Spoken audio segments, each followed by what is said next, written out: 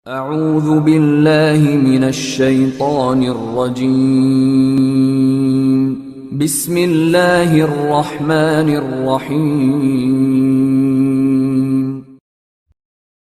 Kesempatan pada kali ini kita akan membahas sebuah fenomena yang kita sayangkan sekali. Di negara kita sangat semarak, bahkan memang diramaikan. Di negara yang mayoritas muslim seperti Indonesia justru menonjol sekali, yaitu masalah sihir dan perdukunan. Saudaraku seiman, mereka adalah orang-orang yang melakukan kesyirikan kepada Allah Subhanahu wa taala. Dan Allah memastikan dalam surah An-Nisa, A'udzu billahi minasyaitonir rajim, innallaha la yaghfiru an yushraka bih wa yaghfiru ma duna dzalika liman syaa. Allah tidak akan pernah memaafkan dosa kesyirikan. Orang meninggal dalam keadaan syirik tidak akan diampuni sama sekali di akhirat nanti. Dan Allah masih mengampuni dosa-dosa selain syirik itu. Banyak sekali di antara kita yang tidak faham masalah ini. Dulu di Indonesia diistilahkan dengan nama dukun. Dan selalu terlihat mereka tampil dengan seram. Rambut yang gondrong, kulitnya hitam, tongkat yang ada tengkoraknya, dan segala macam hal. Tapi dengan berkembangnya teknologi sekarang, mereka juga ikuti perkembangan. Dukun-dukun sudah tampil dengan gagahnya. Bahkan mereka berani menggunakan medsos, expose. Dan banyak di antara kaum muslimin yang menjadi korban mereka. Saudaraku seiman, perbuatan ini syirik kepada Allah. Baik mereka syirik kepada Allah yang merupakan dosa besar yang Allah tidak akan ampuni. Juga Anda yang datang ke sana bisa terjerumus dalam dosa syirik ini. Kalau Anda meninggal, terharamkan surga dari Anda. Renungi baik-baik dan kita coba lebih dalam membahas bagaimana kedudukan para dukun dengan apapun nama mereka. Dukun, peramal, penyamun, penyihir, segala macam yang mereka gunakan sebagai nama dan istilah, dan juga praktek sihirnya. Allah mengingatkan kepada kita dalam surah Yusuf ayat 106 tentang banyaknya umat Islam yang terjerumus dalam masalah ini tapi mereka tidak sadar.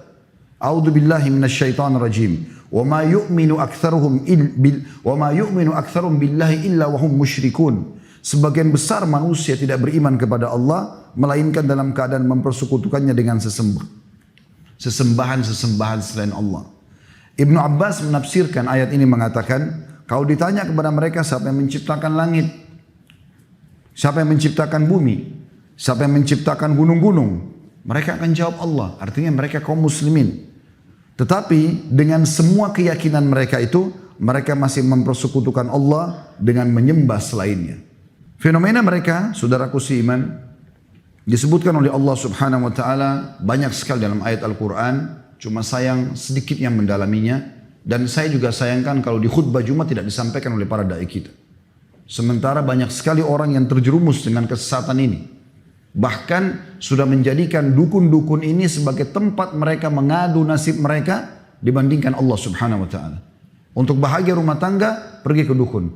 Untuk supaya orang suka sama dia, pergi ke dukun. Sukses usahanya, pergi ke dukun. Semuanya dukun. Bahkan yang kita sayangkan sekali, dijadikan seperti sebuah humor dalam film-film dan sinetron, seakan-akan mereka ini adalah orang-orang yang boleh didatangin dan orangnya lucu dan segala macam hal.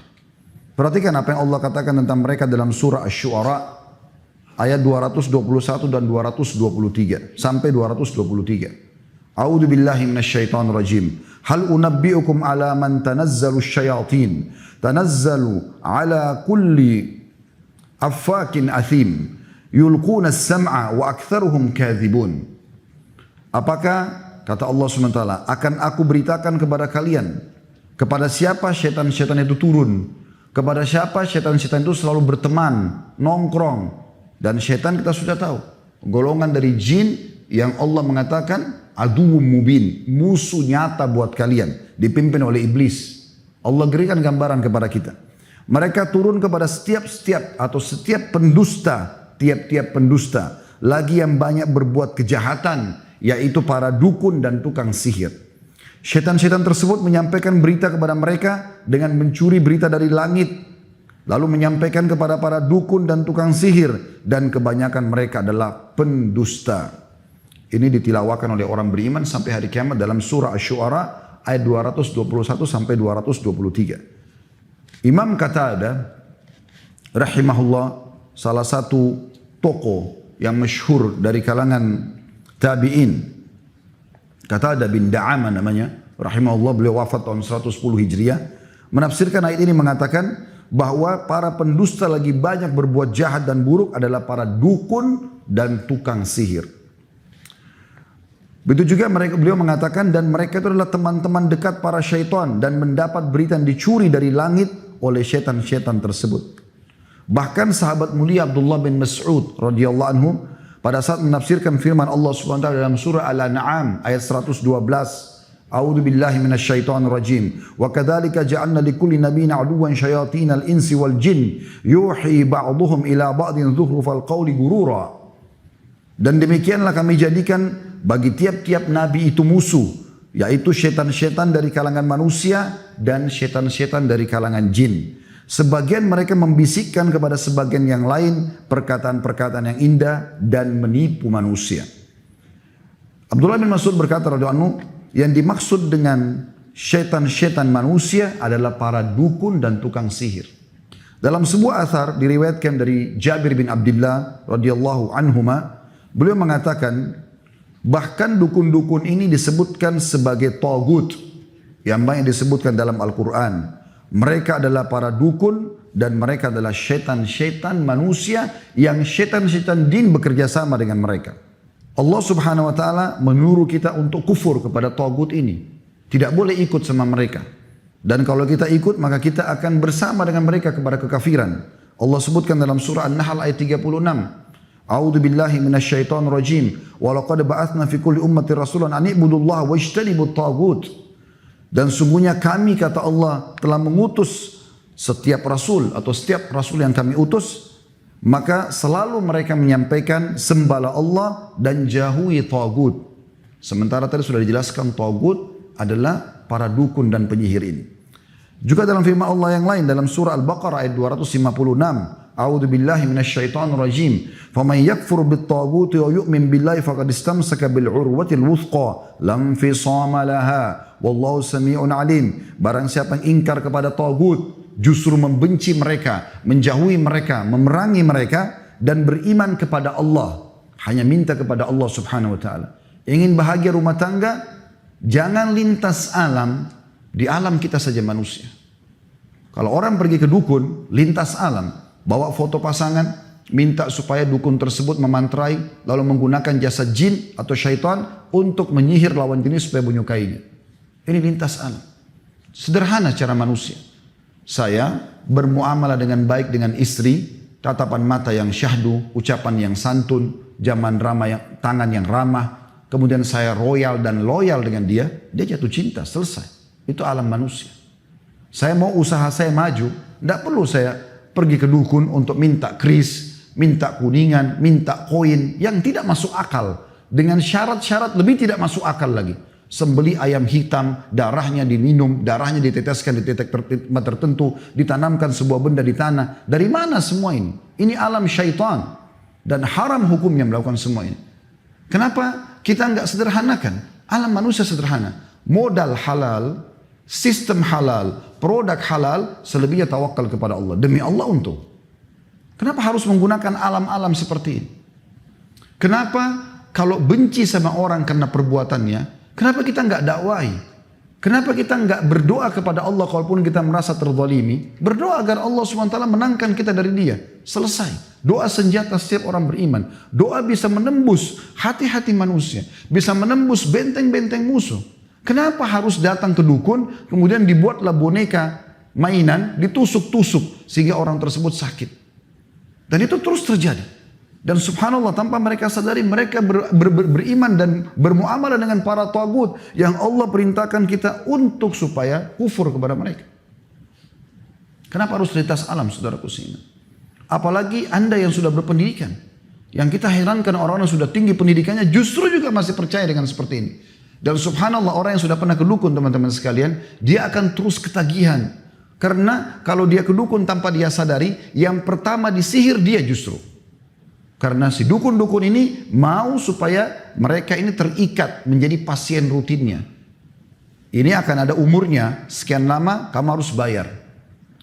Kalau dia minta sesuatu, maka dia harus kembali lagi sekian bulan dan seterusnya. Bahkan ada praktisi berbahasa menyampaikan kepada saya sendiri. Ini seperti SIM, dia bilang sama saya begitu. Kenapa seperti SIM? Maksudnya apa Pak? Iya, ini harus diperbaharui dan berpanjang. Kalau enggak berlaku lagi sihirnya. Kenapa kita begitu bodoh membeli sebuah kertas, membeli sebuah kris, puluhan juta, ratusan juta. Kenapa untuk dapat jabatan harus pergi ke orang-orang bodoh ini? Kenapa enggak sujud kepada Allah? Kenapa enggak berdoa di sholat malam? Mana kita dari ajaran baginda Nabi SAW? Kenapa praktek ini dibiarkan? Hadis-hadis sahih melarang kita masalah itu. Dua buah hadis yang mulia. Kata Nabi SAW, siapa yang mendatangi dukun, peramal, penyamun, penyihir, bertanya. Sebuah riwayat mengatakan belum percaya, baru tanya, iseng. Coba terka tangan saya, coba terka nasib saya, coba buat istri saya suka, coba buat suami saya suka, coba usaha saya maju, coba supaya laris dagangan saya dan segala macam hal. Maka tidak diterima sholatnya 40 hari. 40 hari yang lalu sudah dikerjakan hilang semua. Sekali ke dukun, 2 kali ke dukun, 3 kali ke dukun. Begitu beratnya perbuatan ini, 1 kali bertanya pada mereka saja, meramal nasib atau apapun sifatnya, 40 hari sholat kita ini luar biasa, bukan main-main. Hilang begitu saja. Hadis yang lain, dan ini orang kalau beriman teman-teman dan punya akal sehat, ya, itu pasti tidak mau menyanyiakan sholatnya. Sholat gak gampang. Anda hadir Jumat seperti ini bukan hal yang ringan teman-teman sekalian. Mahal sekali nilainya, tapi bisa hilang 40 hari termasuk Jumatnya hanya dengan sekali ke orang bodoh ini. Sayang sekali.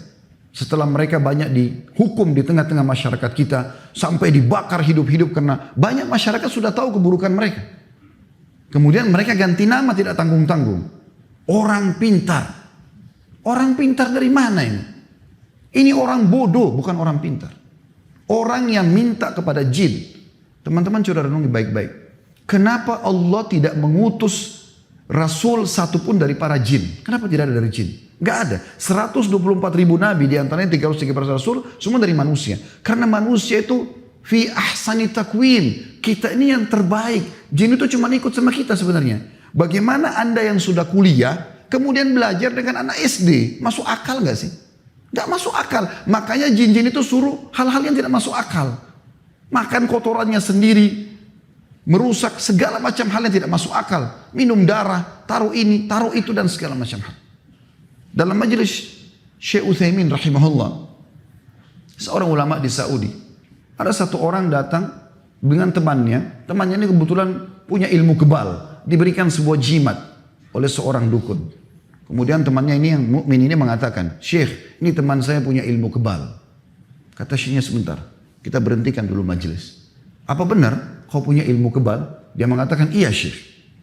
Kemudian kata syekhnya, saya tahu kau diletakkan sesuatu di tubuhmu, jimat. Dia bilang, iya. Baik, kau mau nggak saya ajak kamu dan disaksikan oleh semua orang di sini untuk buka jimat itu supaya kamu tahu apa isinya?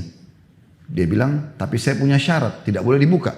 Baik, saya coba memberikan kepada kau jaminan dengan izin Allah tidak akan terjadi apa-apa. Apa yang selama ini dukun kamu menakut-nakuti kamu tidak akan terjadi apa-apa. Akhirnya setelah itu dia merasa, oke, baik, dia mau. Dibukalah jimat tersebut, kain, dibuka jahitannya dengan jahitan yang sangat luar biasa. Dibuka, dalamnya ada lagi kain kecil. Dibuka lagi, sampai 5-6 kain kurang lebih. Ternyata di dalamnya teman-teman sekalian, mohon maaf, ini memang kotoran sapi yang sudah kering. Kenapa ini dipakai sebagai jimat? Karena jin atau syaitan yang ditugaskan oleh dukunnya tadi suka dengan bau itu sehingga selalu bersama dengan dia. Untuk apa semua ini? Kenapa kita masuk ke alam seperti ini? Dan akhirnya Syekh memberikan gambaran kepada dia, musnahkan ini, Allah SWT akan jadi penjagamu.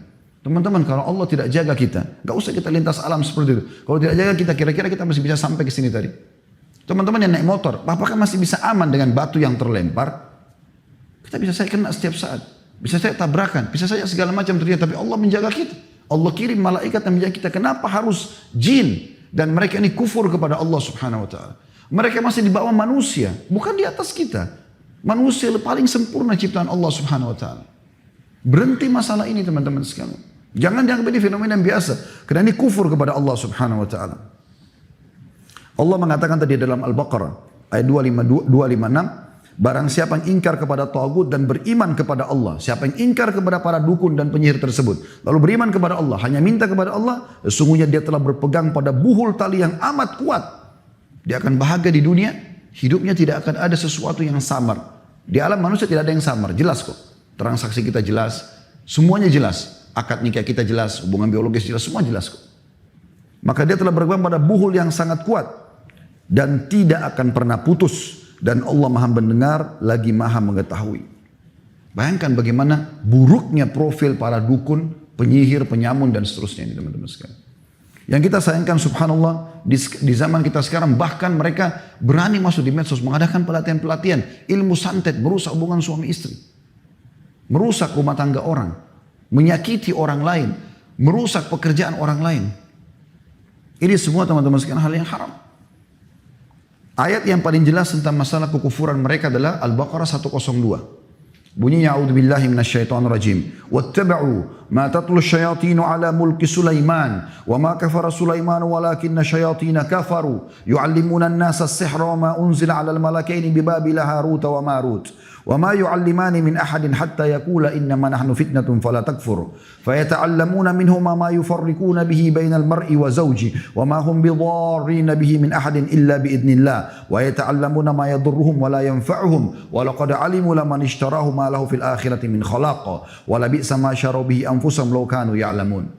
Kata Allah Subhanahu wa taala, dan mereka mengikuti apa yang dibaca oleh syaitan-syaitan pada masa kerajaan Sulaiman. Dalam kurung, dan mereka mengatakan bahwa Sulaiman yang mengerjakan sihir.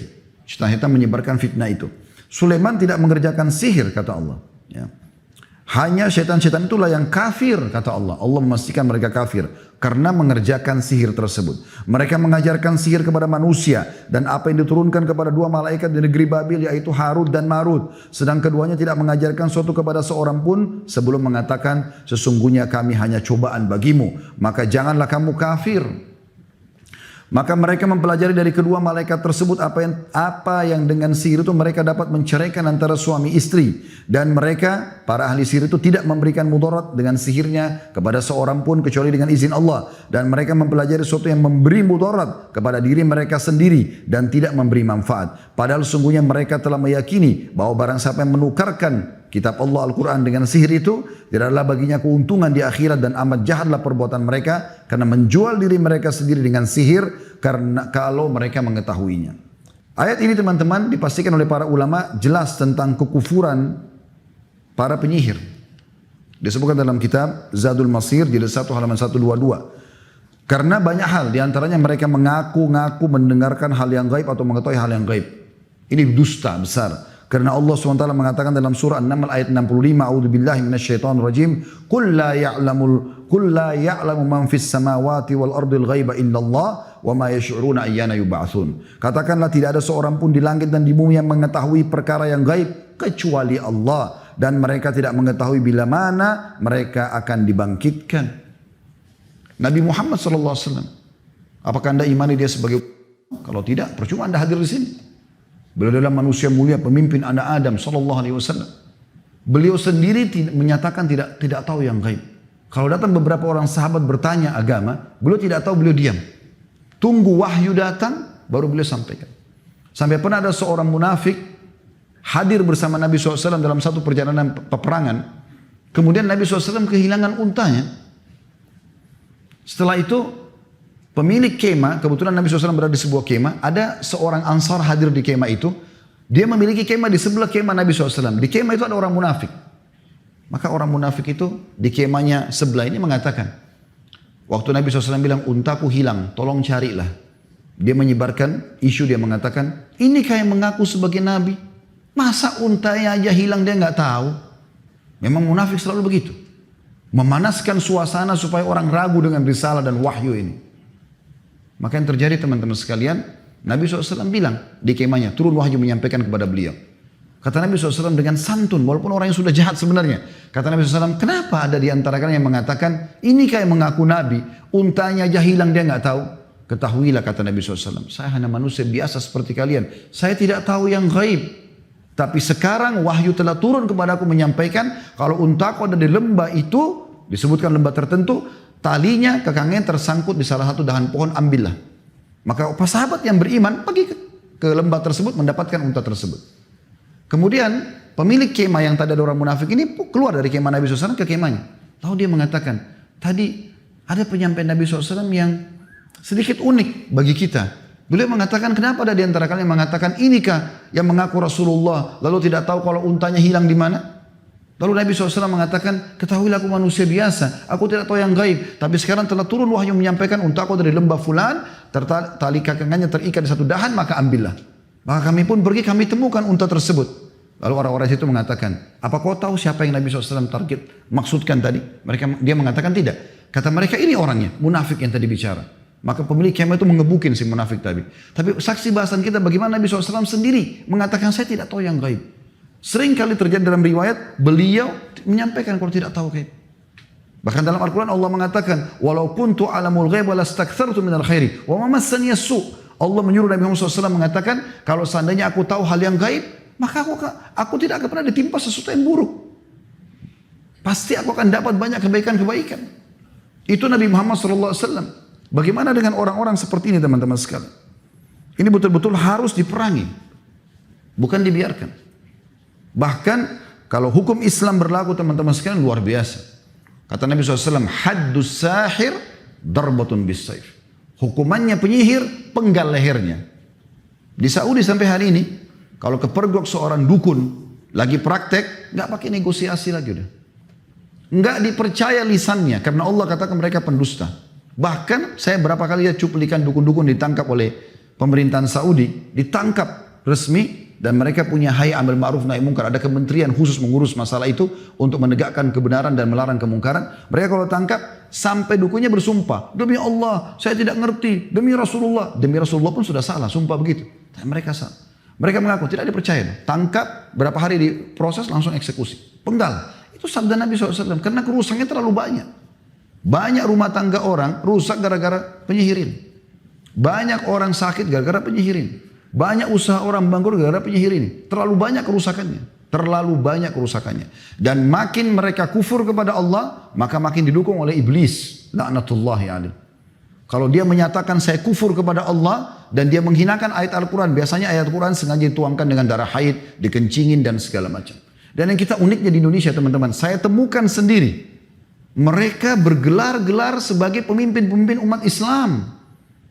Tapi ternyata dukun. Pakai kopiah haji. Ada di masjid. Buka rumah anak yatim. Tapi subhanallah dukun. Dan saya temukan sendiri. Interaksi, ngobrol. Akhirnya sampai dengan dia buat pengakuan. Ya, kemudian dia berikan buhul-buhul itu. Subhanallah. Ini ditipu betul umat dengan masalah ini. Kalau orang yang tampil jelas tampangnya memang seperti dukun, mungkin masih bisa kita ingatkan. Tapi sekarang banyak mereka, karena tahu kita mayoritas muslim, mereka berpenampilan seperti kita. La haula wa la quwata illa billah. Teman-teman sekalian, cara sederhana membedakan. Kalau anda datang kepada seorang ustadz atau kiai yang benar, kalau anda punya masalah, maka dia akan mengatakan kembalilah tobat kepada Allah. Tidak ada syarat minta foto. Nggak ada syarat minta supaya sembeli ayam. Supaya ini nggak ada dalam Islam. Seorang ustadz atau kiai yang benar dia hanya menyampaikan. Tapi kalau sudah mulai syarat-syarat, malam Jumat Kliwon lah, apalah segala macam, ini semua tidak ada dalam Islam.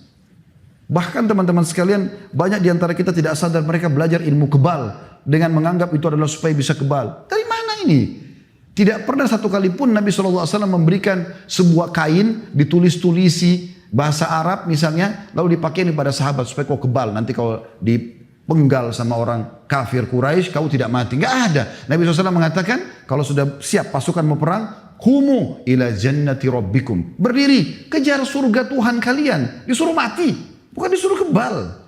Maka sahabat dengan semangat mau mati. Untuk apa belajar ilmu kebal? Untuk apa semua ini teman-teman sekalian? Enggak ada gunanya. Semua orang belajar ilmu kebal begitu di ruqyah syariah pasti kesurupan. Untuk apa? Bahkan yang uniknya membawa nama agama. Ini enggak boleh.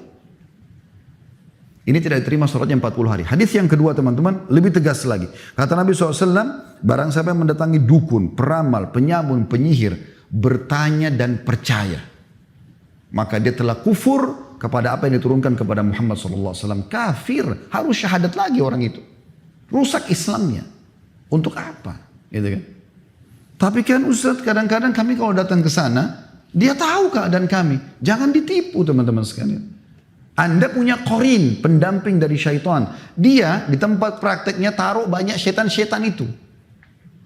Kalau Anda ngerti bahasa Arab bisa nonton di YouTube sebenarnya banyak sekali cuplikan dukun-dukun yang ketangkap di Saudi. Mereka bilang, kalau pas ketangkap, kok bisa kau tangkap saya? Saya sudah sebar sekian banyak jin, dukun, banyak syaitan, gitu kan? Ada di antara mereka yang ketangkap lagi di masjid, mau nipu orang. Tapi ketahuan dukun, kemudian disuruh keluar, diinterogasi, akhirnya terbukti dia adalah dukun. Mereka nyebarin itu. Jadi korin antum kerjasama sama dukun-dukun jin-jin apa syaitan-syaitannya ditelatkan sama dia. Jadi pada saat masuk dia langsung mendebak. Oh kamu ada masalah rumah tangga ya. Oh kamu ada lagi sakit ini. Tapi informasi itu dari situ. Informasi gaib ini teman-teman yang mereka miliki adalah informasi Anda harus tahu ini. Yang dicuri dari langit. Dalam sebuah hadis yang sahih riwayat Bukhari. Pernah Nabi SAW melihat ada meteor jatuh. Lalu beliau bertanya kepada para sahabat. Apa yang kalian bilang bahasa jahiliyah dengan ini? Kata mereka, kami yakin pada saat itu ya Rasulullah, pada saat meteor lewat ada orang terkenal yang mati atau ada orang yang akan jadi tokoh baru lahir. Kata Nabi SAW, bukan seperti itu. Sebenarnya adalah, ya, Allah Nabi SAW jelaskan nih, bocoran buat kita. Kalau Tuhan kita Allah Subhanahu Wa Taala menentukan sebuah keputusan, misalnya esok hari akan terjadi apa, maka pemikul arsy-Nya Allah, malaikat 8 itu bertakbir. Maka yang di langit ke-7 semua malaikat bertakbir. Yang langit ke-6 semua bertakbir. Mendengar itu. Langit ke-5 bertakbir. Sampai langit pertama yang di atas kepala kita ini. Yang dikenal dengan sama'id dunia. Semua bertakbir. Lalu malaikat-malaikat bertanya kepada pemikul arsy. Apa keputusan Tuhan kita? Lalu kemudian disampaikanlah semua. Termasuk siapa yang akan bertugas dari malaikat-malaikat ini. Kata Nabi SAW, lalu syaitan-syaitan itu bersusun-susun. Nabi SAW berikan gambaran telapak tangan beliau ditumpuk satu sama yang lain. Terus sampai ke langit. Dan mereka berusaha mencuri informasi dari langit itu. Siapa yang akan mati, siapa yang akan sakit, siapa yang ini segala macam. Itu dapat informasi dari langit. Kita orang beriman sudah yakin ada malaikat dan Allah memang menentukan takdirnya kok. Itu dibongkar oleh Nabi SAW.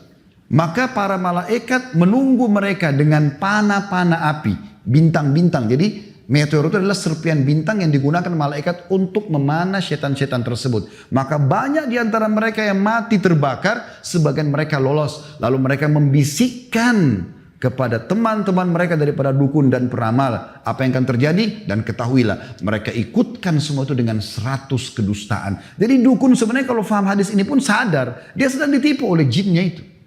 Jangan Anda pikir setiap dia praktik dia berhasil. Tidak. Tidak sama sekali. Saya lihat cuplikan sendiri seorang dukun. Itu kalau dia mau panggil syaitannya, dia harus pakai baju merah, dia pegang pecut, dan dia harus cambuk dirinya sampai berdarah. Baru kemudian begitu. Kalau awal Anda mau praktekkan, Anda pergi bersemedi di sebuah gunung, di gua, di pinggir pantai. Awal mau praktekkan itu, maka syaitan semua tidak berani mendekati Anda. Karena syaitan tahu, ini manusia. Dia khalifah di muka bumi. Tahu makna khalifah? Kita ini pemimpin teman-teman. Allah bilang tentang Nabi Adam kan.